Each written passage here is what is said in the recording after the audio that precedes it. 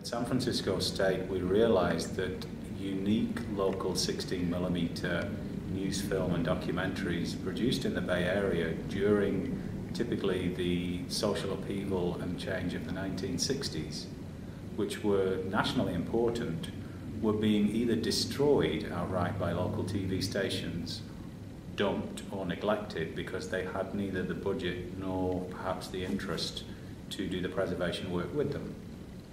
We tried to find a way of digitizing the material in a sustainable fashion, and after a few experiments we realized the only way to do this was to digitize the material in-house. This was the point when we applied for an LSTA grant through the California State Library, and once we secured the grant, then we started to remaster the collection and make it available online. One of our most popular films is a 1963 documentary made by KQED, which is the local PBS station. It's called Take This Hammer. The writer James Baldwin was invited to come to San Francisco to, as it were, look behind the cosmopolitan image of San Francisco at the time and to see whether or not racism was as embedded in San Francisco as it was in the Deep South. And we managed to get in touch with the original director, who's still alive, Richard O. Moore, and we now have an additional add-on project to the original just digitized film and video. We interviewed him about the making of Take This Hammer.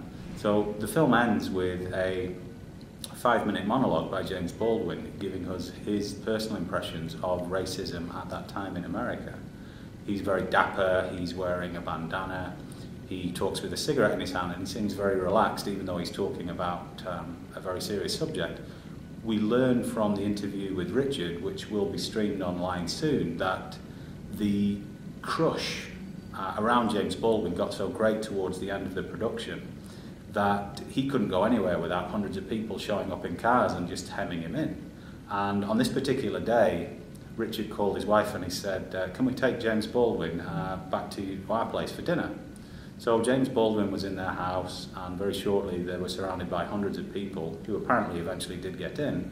His wife, as the anecdote goes, and Richard tells it a lot better than I do, took James Baldwin upstairs, ran him a bubble bath, put James Baldwin in the bubble bath with a bottle of Johnny Walker Scotch and told him to relax. And after this he came down the stairs, beautifully coiffured and refreshed, and sat down in a chair and gave them this 45-minute monologue, which they used in the film. Now, the contents of the monologue are important because it's his reflections on racism, but getting that backstory, it makes it easier for people to relate to the material itself.